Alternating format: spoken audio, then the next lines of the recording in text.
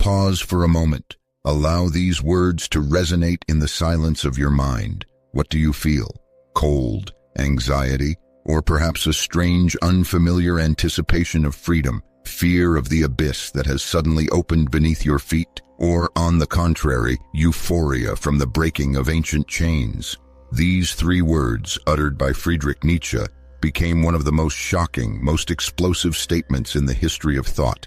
They sounded like a verdict, a bolt from the blue, a bomb exploding in the very heart of European civilization. But do you know that most people misunderstand them entirely? For many, it's just a defiant atheist slogan, a call to unbelief. But that's not it. It's not a call. It's a diagnosis, a penetrating, merciless diagnosis of an entire world.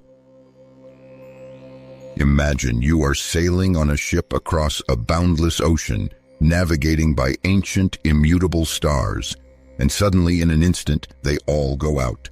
The sky darkens, the compass is useless, the map burns in your hands. What now? Where to sail? This is the world Nietzsche spoke of.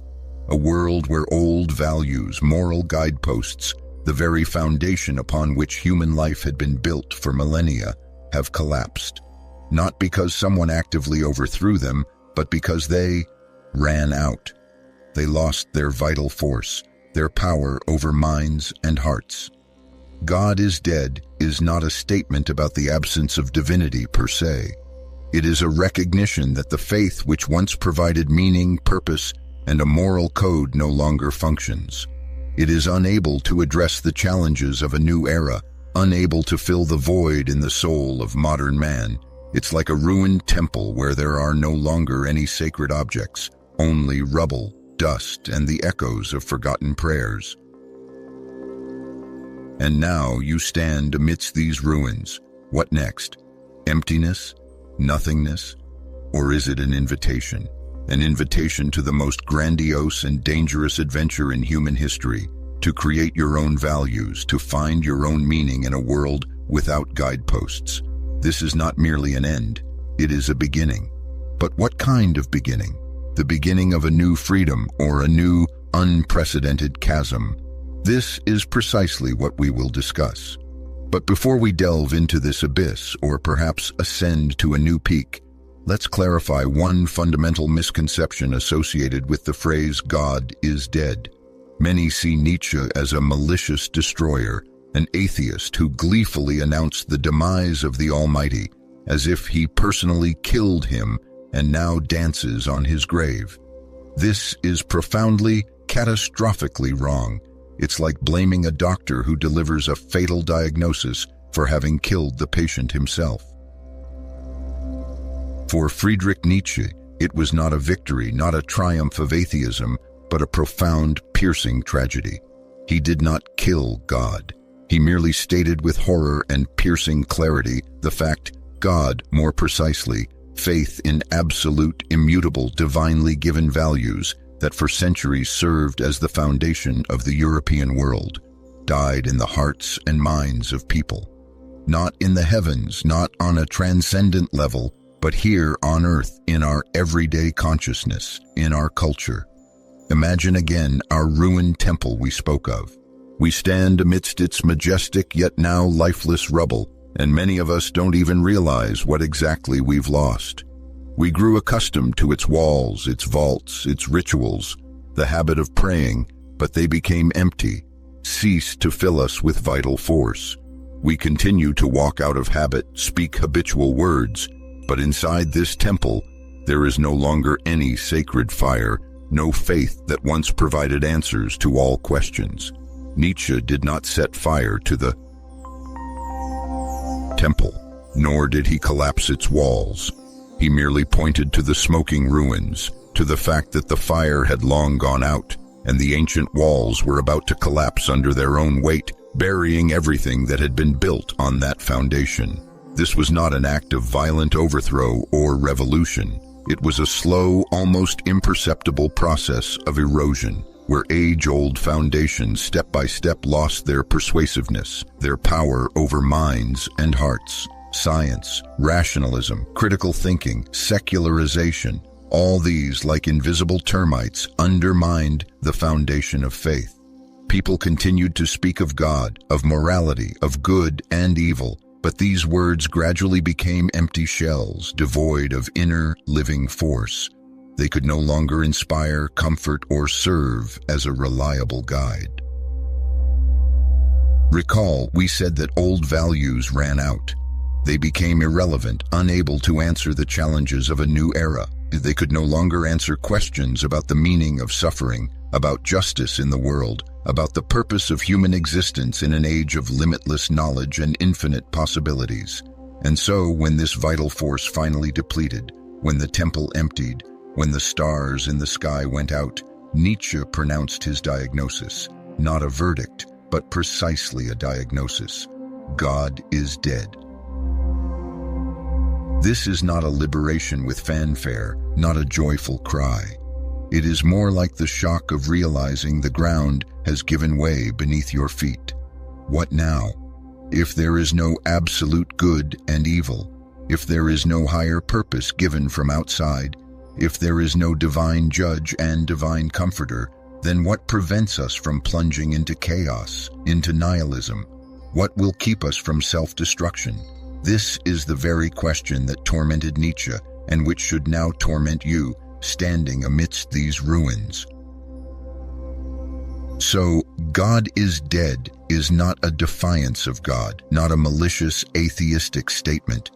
It is the profoundest, tragic insight into the fading of an old system of coordinates, the collapse of moral and spiritual pillars that for centuries defined European civilization. And this insight challenges us.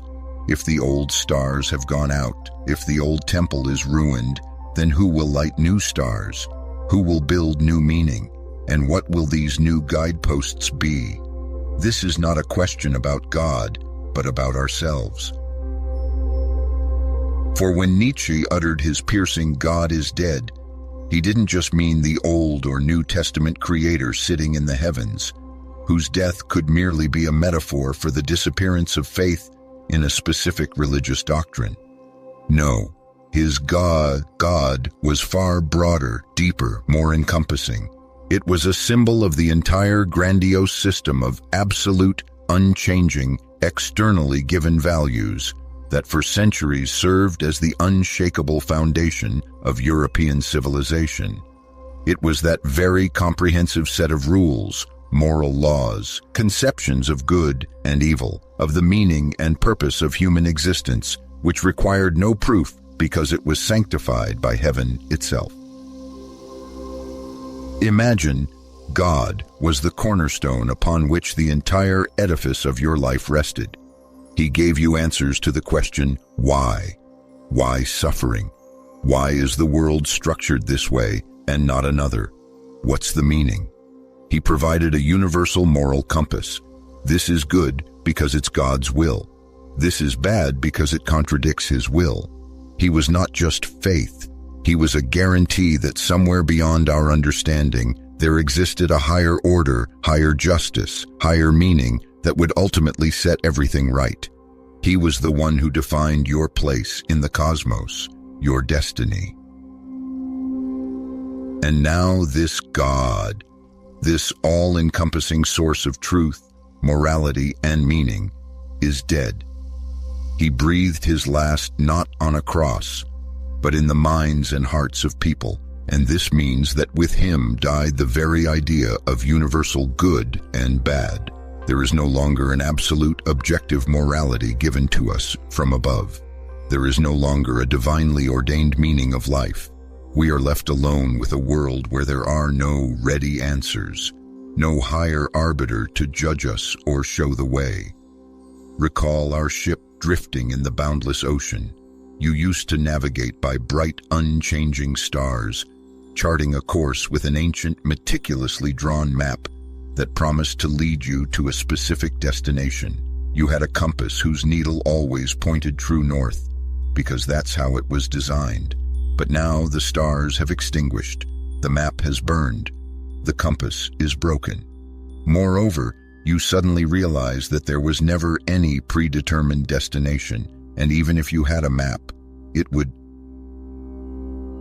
be empty, because there are no longer marked paths or predefined points. You always thought you were sailing to paradise shores or a safe harbor, but now you see only endless dark water. Where to sail now, with no stars, no compass, no map, not even a set destination? Who will tell you what's right and what's wrong? Who will determine your course? You yourself? But how? On what basis? If there's no higher law, then any decision you make will be solely your own, without external sanction, without absolute justification. This is not just a loss of orientation. It's losing the very ground beneath your feet, losing what gave weight and meaning to your every choice. What happens when billions of people realize there's no higher authority dictating how to live, what to value, what to strive for? Will we not descend into chaos where everyone is a law unto themselves, where might becomes the only right and profit the only morality, where good and evil become merely subjective concepts, devoid of any universal significance? This is not just a philosophical question, it's a challenge thrown to each of us, a challenge upon which the very future of humanity depends. If the old gods are dead, and with them the old values, what will now prevent us from self-destruction? Or perhaps, is it a chance to build something entirely new, unprecedented? This is the abyss Nietzsche gazed into, and which you are now invited to explore. And here you stand at the edge of this abyss, looking down. What lurks there in the impenetrable darkness when all lights have gone out? If there's no higher authority dictating good and evil, if meaning isn't predetermined and purpose isn't divinely given, then what? The most obvious and frightening answer: nothingness. This is not just an absence of faith, it's nihilism. Not just disbelief in God, but disbelief in everything, in meaning, in value, in truth, in good. If there are no absolute guides, if all values are merely human constructs, and thus relative and subjective, then why is one better than another? Why does anything matter at all? In this world of nihilism, there's nothing worth fighting for, nothing worth creating, nothing worth truly loving or hating. Everything is just a play of shadows, empty vanity. Imagine yourself a traveler again. Your map, as we've said, is blank. But now you don't just not know where to go, you begin to doubt if there's anywhere to go at all. Perhaps beyond the horizon there's nothing but another endless, featureless plain. You start walking in circles, your steps becoming increasingly meaningless because any path is equally useless. Why bother? Why strive for something great if greatness is just an illusion? Why suffer for a goal if the goal is a phantom? It is here that Nietzsche sees one of the greatest dangers of the death of God, the birth of the last man. This is not a Superman, not a hero, not a titan of spirit. On the contrary, he is his complete opposite. The last man is the most pathetic, most featureless being imaginable in a world without higher values. He seeks neither great goals nor deep meaning. Passion, struggle, and risk are alien to him. His life is an endless pursuit of comfort, small pleasures, and security. He fears anything that might disturb his peace, anything that might demand effort or self-sacrifice from him. Consider him. He lives in a world where everyone is equal, but not in the sense of equal opportunity, rather in the sense of equal mediocrity. He is content with his small life, his small joys, hearty food, a warm bed, simple entertainment. He avoids deep thoughts, complex questions, any discomfort. He doesn't dream, doesn't dare, doesn't create. His motto: we have invented happiness. But this happiness is merely the absence of pain, the absence of ambition, the absence of meaning. It's the happiness of an animal content with its stall. Nietzsche saw this not just as a decline, but as a monstrous tragedy for humanity. If we, having lost God as the source of great values, descend to such an existence, then what good are all our achievements, all our history, all our dreams? If humanity's highest goal is to be the last man, then we have utterly failed. This is not merely the death of God, but the death of man in his highest manifestation.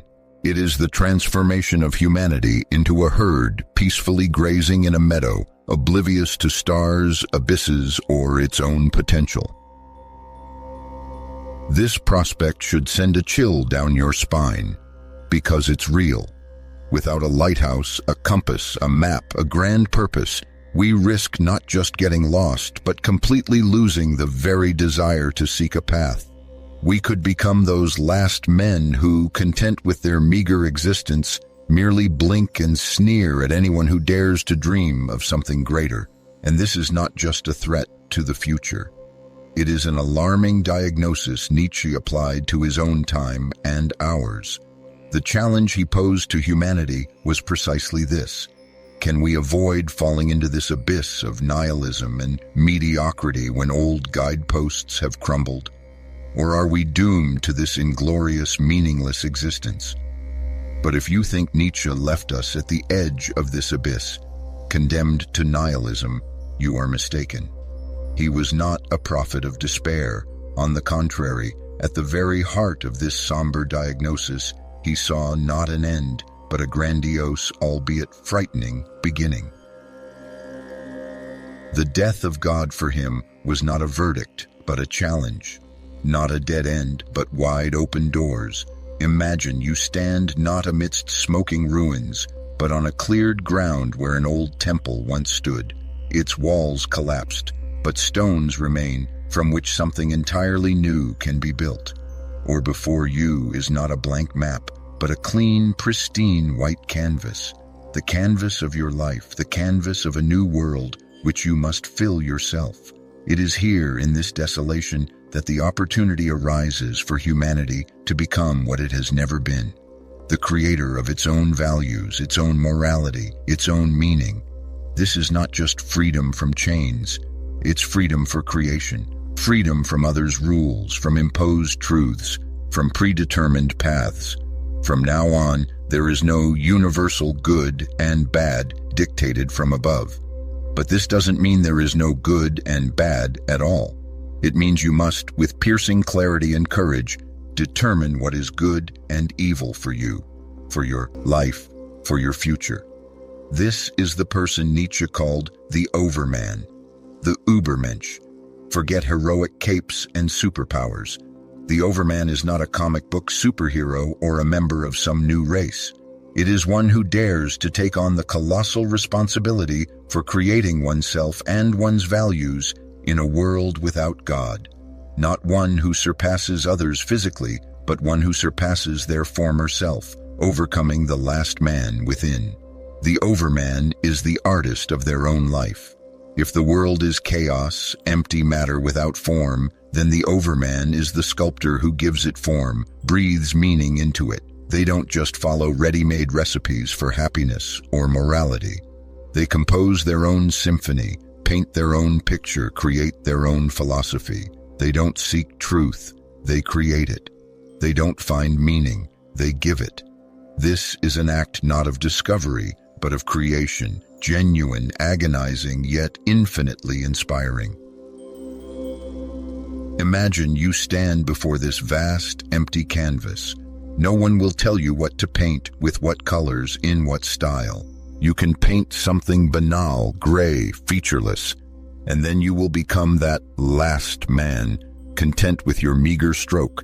Or you can, with risk and passion, create a masterpiece that will reflect your uniqueness, your will to life, your thirst for greatness. This requires courage. It requires strength of spirit. It requires constant self-overcoming. The Overman is one who can bear this freedom and this responsibility, who doesn't flee from the abyss, but gazes into it to find material for their creation, who doesn't wait for the world to give them meaning, but becomes the source of meaning themselves. They don't seek solace in fabricated truths, but with open eyes face reality, however harsh it may be, and transform it into their will. This is not a path for the weak. It's a path for those ready for solitude, for misunderstanding, for constant struggle with themselves and the world. but it is also the only path to true freedom, to self-realization, to a life that truly matters, because you, yourself, have given it that meaning. It's not just survival, it's a life lived as a work of art. This is Nietzsche's answer to the death of God, not despair, but a call to elevation, to becoming, to the creation of oneself and one's world. This is not an end, but merely the beginning of true human history. And so, having navigated the labyrinths of this thought, we arrive at the very heart of Nietzsche's insight. We've seen how his words, like a seismic shock, brought down not the heavens, but the millennia-old foundation of our understanding of the world. God is dead is not a curse hurled at believers, nor the malicious glee of a destroyer. It was, as we've discovered, a piercing diagnosis delivered to a dying civilization that, unbeknownst to itself, had exhausted its age-old sources of meaning and morality. Nietzsche did not kill God. He merely watched in horror the agony of those absolute values that for centuries served as our compass and map, the very core of our existence. We peered into the abyss where nothingness reigns, the world of the last man, content with their mediocrity, devoid of ambition and higher aspirations. This is a path of oblivion, a path of renouncing one's own greatness, transforming humanity into a featureless being, grazing in a meadow of comfort. But we also saw another path, the path of the overman, the path of the creator who, finding themselves amidst the ruins of the old world, does not despair, but sees in it an opportunity to build something grand, something unprecedented. It is in this dual vision, the horror of nihilism and the exhilaration of creative potential, that Nietzsche's true challenge lies. His God is dead is not the end of history. It is merely a prologue to the chapter we must write ourselves. It is not a fatal verdict, but an invitation to the boldest act in human history, self-creation. And here you stand on the threshold of this new world. Old maps are burned, old stars have gone out. Before you is a blank page. What will you write on it? What values will you create? To what shore will you steer your ship? Nietzsche posed the question. It is yours to answer.